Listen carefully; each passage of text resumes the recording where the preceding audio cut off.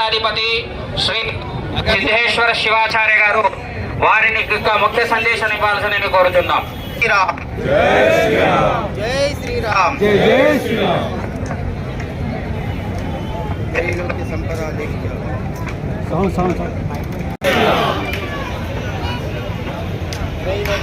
హరి ఓం హరి ఓం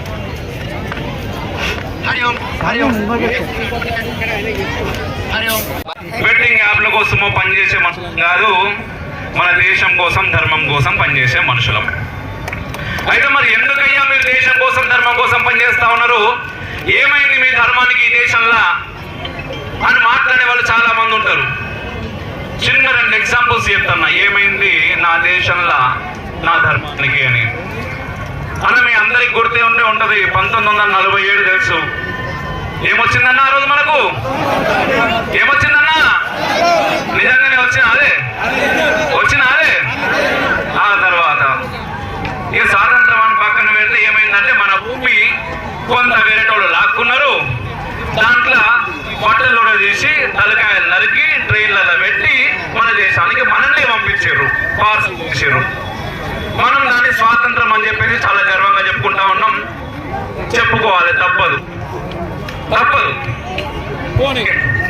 అన్నయ్య 1990 తర్వాత పుట్టిన వాళ్ళు ఎంతమంది ఉన్నారు? 90 తర్వాత 90 కన్నా ముందు పుట్టిన వాళ్ళు ఎంతమంది ఉన్నారు? మస్తు మంది ఉన్నారు. కానీ మనకు ముచ్చట తెలియదు. ఎందుకంటే చరిత్ర 2011 తర్వాత అందరూ పుట్టిన ఇక్కడ ఉన్న వాళ్ళు అందరికీ తెలుసు. 2011 మనకు జనాభా లెక్క జరిగినాయి అన్న. 2011 మన జనాభా లెక్కలు జరిగినాయి. ఆ తర్వాత జరగాల్సి వచ్చిన అవకాశం ఉండే, కానీ కరోనా రావడంతో జనాభా లెక్కలు జరగలేదు. వినిపిస్తున్నదే. అయితే 2011 జనాభా లెక్కలు జరిగినప్పుడు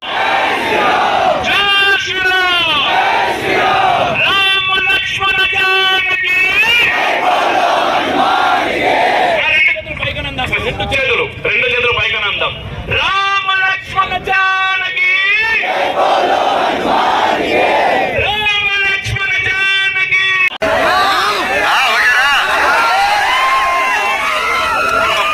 హైదరాబాద్ అనుకుంటే ఇక్కడ స్వామి ఈ రోజులో చేస్తున్నారు. ఇక్కడ గత 10 సంవత్సరాలుగా ఇంత గొప్ప ఆర్గనైజింగ్ చేస్తున్నారంటే అఖిల హిందూ ఉత్సవాలకి కమిటీ వారికి, వారు ఇది ఆర్గనైజ్ చేసిన ప్రతి ఒక్కరికి శిరస్సు నమస్కరిస్తున్నాను.